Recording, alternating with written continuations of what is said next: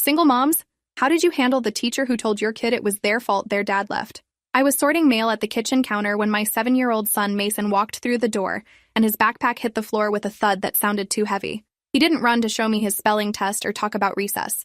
He just stood in the doorway with his shoulders hunched forward and his eyes fixed on the tile. I asked what was wrong, and he said Mrs. Keller told me something today. His voice came out flat and small. I put down the electric bill and knelt in front of him, asking what his teacher said. Mason looked at his shoes and whispered that Mrs. Keller kept him after class because he was tapping his pencil during silent reading. She said he was being disruptive, and when he apologized, she told him maybe that's why your dad left, because you make everything so difficult for people around you.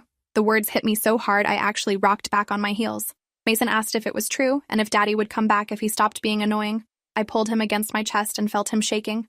His father left when Mason was 3 years old because he wanted a different life with a woman he met at work. It had nothing to do with Mason being difficult and everything to do with his father being selfish and cruel. I called my sister Bryn, who taught at a different elementary school across town. She answered on the first ring, and I could barely get the words out through my anger. Bryn went silent for a long moment, then said, "That's psychological abuse and you need to document everything immediately." She told me to write down exactly what Mason said with the date and time while the details were fresh. Then she said to email the principal tonight requesting an emergency meeting and copy the district superintendent. I asked if that was too aggressive, and Bryn said a teacher just blamed a 7-year-old for parental abandonment, and there's no such thing as too aggressive. I thanked her and hung up, then sat Mason down at the table with his favorite snack. He picked at the crackers without eating and asked again if he made Daddy leave. I looked him in the eyes and said Daddy left because he made bad choices that had nothing to do with you. You were 3 years old and perfect, and none of this was ever your fault. Mason started crying and said, "But Mrs. Keller said I'm always causing problems." I told him Mrs. Keller was wrong to say that, and I was going to make sure she never said anything hurtful to him again. He asked if I was going to get mad at his teacher, and I said I was going to protect him, which is what moms do. That night, after Mason fell asleep, I sat at my laptop and typed out everything he told me word for word. I included the date, the approximate time, and the context about his pencil tapping. Then I drafted an email to Principal Vance requesting an immediate meeting to discuss a serious incident involving Mrs. Keller and my son. I copied Superintendent Lang and hit send at 9:30 at night. My phone rang at 7 the next morning, and Principal Vance's name appeared on the screen. He said he received my email and wanted to schedule a meeting for that afternoon. I said I needed specifics about what would be discussed and who would be present. Principal Vance hesitated, then said it would be him, Mrs. Keller, and me in his office at 3 o'clock. I told him I'd be there and asked if Mason should attend. He said that wouldn't be necessary, and I heard something in his tone that made my stomach tighten. I dropped Mason off at school that morning, and he clung to my hand asking if he had to go to Mrs. Keller's class. I promised him it would be okay, and that I was handling everything. He walked toward the building, looking back 3 times before disappearing through the doors. I arrived at Principal Vance's office at 2:50 and found Mrs. Keller already sitting in one of the chairs across from his desk. She was probably in her mid-50s with gray hair pulled into a tight bun and reading glasses on a chain. She didn't look at me when I sat down in the chair next to her. Principal Vance cleared his throat and said he wanted to address my concerns in a productive manner. I said my concern is that your teacher told my 7-year-old son his father abandoned him because he's too difficult. Mrs. Keller's head snapped toward me and she said that's not what happened at all. I pulled out my phone and read from my notes, giving her exact words according to Mason. Mrs. Keller's face flushed red and she said, "Mason has been increasingly disruptive in class, and I was simply trying to help him understand consequences."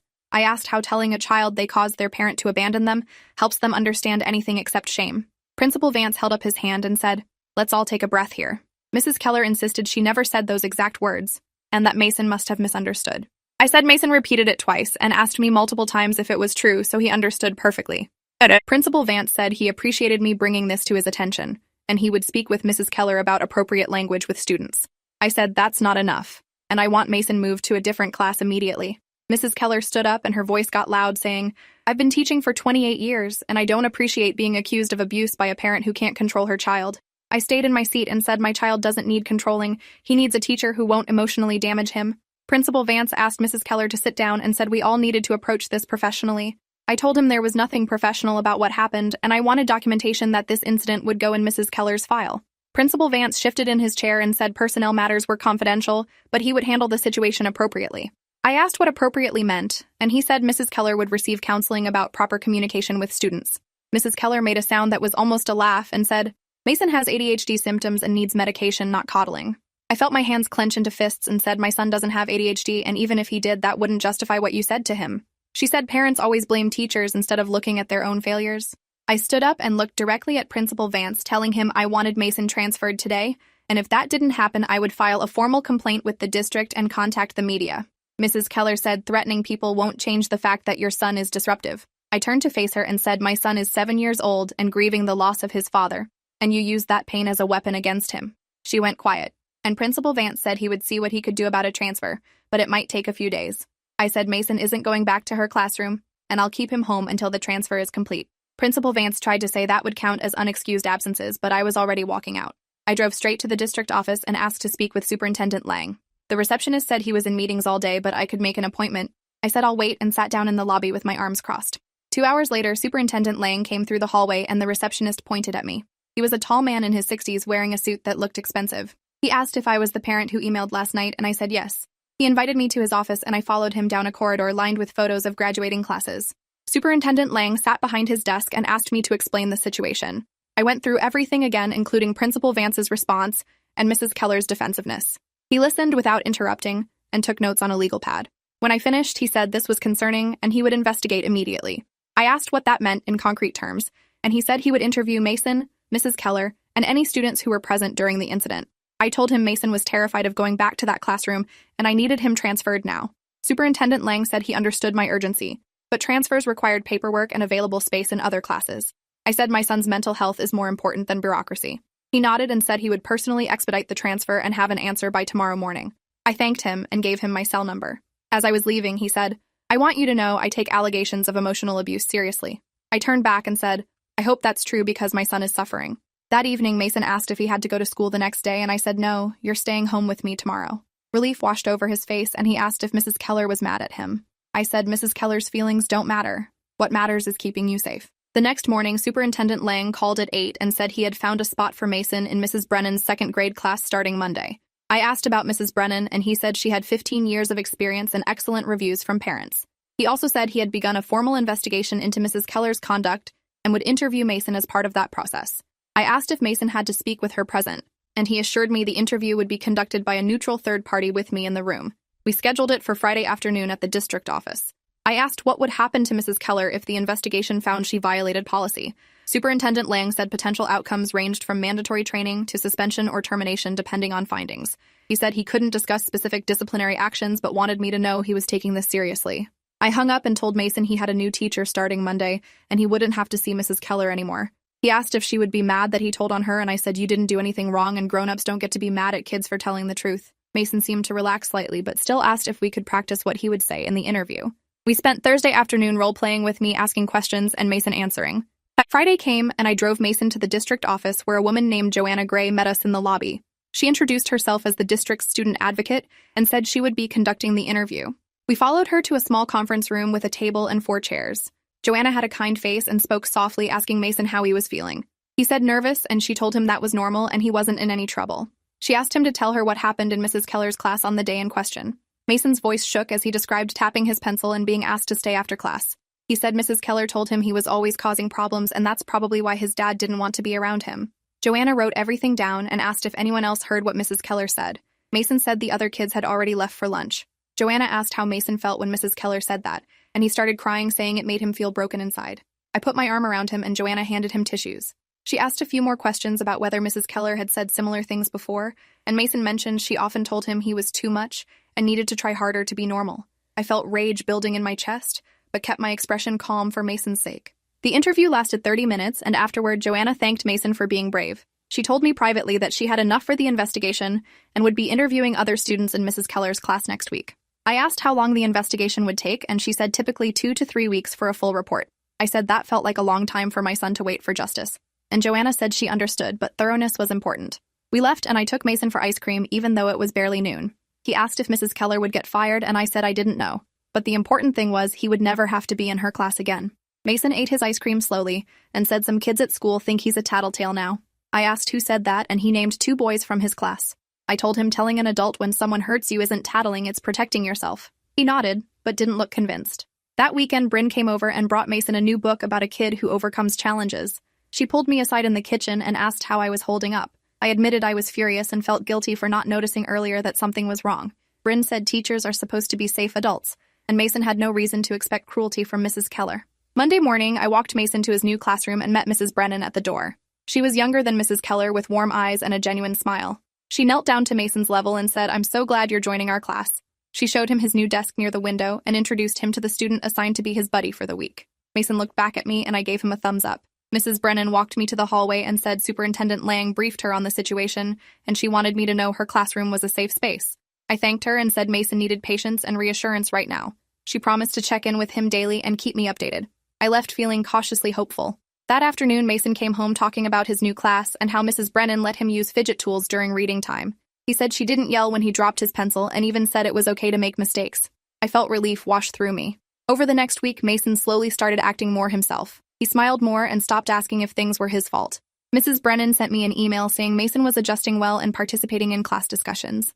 2 weeks after the interview, Joanna Gray called and asked if I could come to the district office. She said the investigation was complete and Superintendent Lang wanted to discuss findings. I arrived the next afternoon and found both Joanna and Superintendent Lang waiting in his office. He gestured for me to sit and said the investigation had corroborated Mason's account. Joanna said they interviewed 6 other students from Mrs. Keller's class, and 4 of them reported similar comments about their behavior causing family problems. One girl said Mrs. Keller told her she would end up alone if she didn't stop being so needy. Another boy said Mrs. Keller blamed his anxiety on his mother working too much. Superintendent Lang said this pattern of inappropriate comments constituted emotional abuse and violated multiple district policies. I asked what would happen to Mrs. Keller, and he said she was being placed on administrative leave pending a disciplinary hearing. I asked if administrative leave meant paid time off, and he said yes initially, but the hearing could result in termination. I said she shouldn't get paid while under investigation for abusing children. Superintendent Lang said employee contracts required due process, but he shared my frustration. Joanna added that several parents had now come forward with complaints about Mrs. Keller going back 3 years. Apparently, multiple families had raised concerns, but Principal Vance had dismissed them as personality conflicts or misunderstandings. I asked why no action was taken earlier, and Superintendent Lang said that was a separate issue he was addressing with Principal Vance. He said the district had failed these families, and he was implementing new protocols for reporting and investigating teacher misconduct. I asked if I could attend the disciplinary hearing, and he said it was a closed personnel matter. I said my son's testimony was part of the evidence, so I had a right to be present. Joanna said she would check the policy and get back to me. I left feeling both validated and angry that it took so long. That evening, I got a call from another mother whose daughter was in Mrs. Keller's class. Her name was Nina, and she said her daughter Zoe had mentioned Mason's situation. Nina asked if I would be willing to meet with other affected parents to discuss next steps. I agreed, and we scheduled a meeting at a coffee shop for that weekend. 6 parents showed up, and we spent 2 hours sharing stories about Mrs. Keller's comments to our children. One mother named Patricia said Mrs. Keller told her son his stutter was caused by his parents arguing too much. Another father named Greg said Mrs. Keller told his daughter she would never be smart enough for advanced classes because she came from a single-parent home. Every story made me angrier. We decided to write a joint letter to the school board, demanding Mrs. Keller's termination and a review of how Principal Vance handled previous complaints. Patricia volunteered to draft the letter, and we all agreed to sign it. Nina said we should also contact local media to put pressure on the district. I said I didn't want Mason's name public, but I supported others who wanted to speak out. Greg said his daughter was willing to be interviewed if her identity was protected. Patricia sent the joint letter to all 7 school board members that Monday. By Wednesday, 3 board members had responded saying they were reviewing the matter. On Friday, a reporter from the local news station called asking if I would comment on allegations against a teacher at Mason's school. I asked how she got my number, and she said a parent provided contact information for families involved. I declined to comment but said there were serious concerns that needed addressing. The news story aired that night, featuring interviews with 2 parents whose faces were blurred and voices disguised. They described a pattern of emotional abuse by a veteran teacher and criticized the district's slow response. Principal Vance was shown walking to his car, refusing to comment. Superintendent Lang gave a brief statement saying the matter was under investigation and student safety was the top priority. The story ended with the reporter noting that Mrs. Keller remained on paid leave. My phone buzzed with texts from other parents saying they saw the coverage. Mason asked if people were talking about his teacher, and I said some people were making sure other kids don't get hurt the same way. He asked if he would have to talk to reporters, and I promised no one would make him do anything he didn't want to do. The following week, Joanna called saying the disciplinary hearing was scheduled for the next month, and I could submit a written statement but not attend in person. I asked why not, and she said employee union rules limited who could be present. I said that was convenient for protecting bad teachers, and she sighed, saying she understood my frustration but had to follow procedure. I asked if the outcome would be made public, and she said only that Mrs. Keller either returned to work or didn't, with no details provided. I spent 3 days writing my statement describing the impact on Mason and demanding accountability. I included excerpts from his therapy sessions that his counselor agreed to provide. Mason had started seeing a therapist 2 weeks after the incident, and she said he showed signs of anxiety and self-blame directly linked to Mrs. Keller's comments. I sent the statement to Joanna and copied the school board members. That weekend, the parents group met again and decided to attend the next school board meeting to speak during public comment. Nina created a sign-up sheet and 8 of us committed to speaking. The meeting was scheduled for the following month on a Wednesday evening.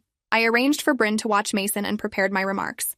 The night of the school board meeting, the room was packed with parents and teachers and community members. I signed up to speak and waited my turn as others discussed budget issues and facility updates.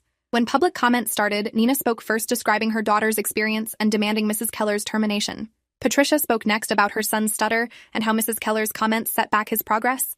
When my turn came, I walked to the microphone and introduced myself as Mason's mother. I said my son was 7 years old when a teacher told him his father abandoned him because he was too difficult. I described Mason's tears and self-doubt and the months of therapy needed to undo the damage. I said Mrs. Keller was still receiving a paycheck while my son was struggling to trust teachers again. I asked the board how many children had to be hurt before meaningful action was taken. Several board members looked uncomfortable and one woman was taking notes. When I finished speaking, I sat back down and 3 more parents gave similar testimonies. The board president said they took these concerns seriously and were monitoring the investigation. He said they couldn't discuss personnel matters publicly, but student safety was paramount. His words felt empty and rehearsed. After the meeting, several parents approached me saying they appreciated my courage in speaking. A woman I didn't know introduced herself as Kayla Vaughn and said she was a reporter for the state newspaper.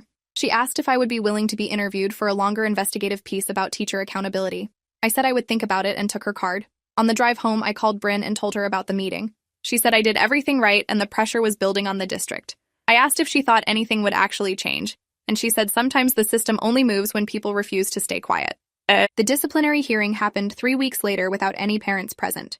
Joanna called me that afternoon and said the hearing officer had made a recommendation, but it had to be approved by Superintendent Lang and the school board. She couldn't tell me what the recommendation was. I asked when I would know the outcome, and she said probably within 2 weeks. The waiting was torture. Mason was doing better in Mrs. Brennan's class but still had nightmares about Mrs. Keller. His therapist said the lack of closure was making it harder for him to move forward. I called Superintendent Lang's office twice asking for updates and was told the matter was still under review. On a Friday afternoon, 4 weeks after the hearing, Joanna called and said the school board had voted to terminate Mrs. Keller's employment effective immediately.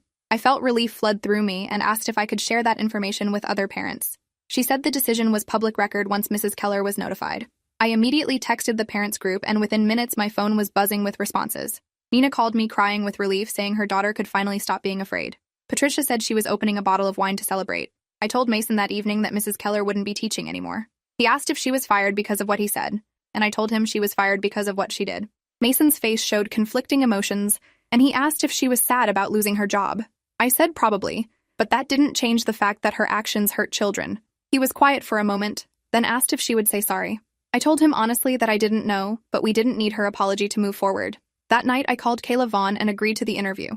We met at a restaurant the following week, and I spent 2 hours telling her everything from Mason's initial disclosure to the school board vote. She asked if Mason would speak with her, and I said no, but I could share written accounts he had provided to his therapist. Kayla said she was also interviewing other families and a former student of Mrs. Keller's, who was now in high school. The article ran 5 weeks later as a front-page story titled, "When Teachers Abuse Their Power." It detailed Mrs. Keller's pattern of emotional abuse over nearly a decade and criticized the district's failure to act on earlier complaints. Principal Vance was quoted saying he deeply regretted not taking previous concerns more seriously. Superintendent Lang announced new training requirements for all teachers on trauma-informed practices and appropriate student interaction. The article included my photo and name with my permission, but kept Mason's identity protected. The response was overwhelming. I received dozens of emails from parents across the state, sharing their own stories of teacher misconduct. 3 local news stations picked up the story, and Kayla appeared on morning shows discussing the investigation. The State Teachers Union issued a statement saying Mrs. Keller's actions didn't represent their members and supporting accountability measures. Mrs. Keller herself never made any public statement. I heard through Nina that she had moved to a different state. 2 months after the article published, I received a letter from the district's legal department offering a settlement for Mason's therapy costs and emotional distress. The amount was $15,000 with a non-disparagement clause. I showed it to Bryn, who said I should consult a lawyer before signing anything. I contacted an attorney named Foster Reed, who specialized in education law. He reviewed the settlement and said it was reasonable given that we hadn't filed a lawsuit, but the non-disparagement clause was problematic. He negotiated a revised agreement that covered all therapy costs plus $25,000, with no restrictions on my ability to speak about what happened. I signed it and put the money into a college fund for Mason. Principal Vance quietly retired at the end of that school year, and the district hired a new principal who implemented open-door policies for parent concerns. Mason finished 2nd grade with Mrs. Brennan, and his confidence slowly returned. He still had moments of self-doubt, but they became less frequent. His therapist said he was processing the trauma in a healthy way and developing resilience. On the last day of school, Mrs. Brennan gave Mason a certificate for Most Improved Student, and he beamed with pride. That summer, we took a vacation to the beach, and Mason spent hours building sandcastles, without once asking if he was doing it wrong. One afternoon, while we were sitting on our towels, he said he was glad Mrs. Keller wasn't his teacher anymore, but he hoped she learned to be nicer to kids. I told him that was a very mature thing to say, and I was proud of how he handled everything. He shrugged and went back to digging in the sand. The parents' group stayed in touch, and we organized an advocacy committee to monitor teacher conduct issues in the district. Nina became chair, and I served as secretary. We met quarterly with Superintendent Lang to review new protocols and discuss concerns. The district implemented an anonymous reporting system for students and parents and hired a full-time student advocate. Joanna Gray's position expanded to include proactive classroom observations and teacher support. None of these changes brought back the years of harm Mrs. Keller inflicted, but they were steps toward preventing future abuse. Third grade started, and Mason had a teacher named Mr. Ortiz, who was patient and encouraging. Mason thrived under his teaching style and even joined the school's STEM club. One day, he came home excited about a robotics project and chattered through dinner about circuits and programming. I watched him gesture enthusiastically and felt grateful he had reclaimed his joy in learning. That December, the Parents' Advocacy Committee held its first annual event honoring teachers who demonstrated exceptional care for students. We gave awards to 5 teachers nominated by parents, including Mrs. Brennan and Mr. Ortiz. Mason presented Mrs. Brennan with her plaque and gave a short speech about how she made him feel safe when he needed it most. There wasn't a dry eye in the room. Afterward, several parents approached me saying Mason's courage in speaking up had inspired them to address their own concerns about mistreatment. I realized that what started as one mother protecting her child had grown into a community demanding better for all children. The local education association invited me to speak at their conference about parent advocacy, and I accepted. Standing at that podium looking at hundreds of educators, I talked about the responsibility teachers have to build up children, not tear them down. I said every child deserves to feel valued and capable regardless of their circumstances at home. The audience gave a standing ovation, and afterward, a dozen teachers approached me with tears in their eyes saying they would do better. One older woman who taught kindergarten said my story reminded her why she entered the profession, and she was recommitted to treating every child with dignity. Driving home that night, I thought about Mason, and how one cruel comment from a teacher had sent us on this journey. I thought about all the other children who had suffered under Mrs. Keller, and the ones we might have protected through our advocacy. Change was slow and imperfect, but it was happening because parents refused to accept that emotional abuse was just part of school life. Mason was 9 now and starting to understand the bigger picture of what had occurred. He asked if Mrs. Keller ever said she was sorry, and I told him the truth that she never had. He thought about that and said maybe she didn't know how to say sorry because she didn't think she did anything wrong. I said that was possible, and some people never accept responsibility for harm they cause. Mason nodded and said, "Then I'm glad she can't hurt other kids anymore." That was the moment I knew he had processed everything and found his own form of closure.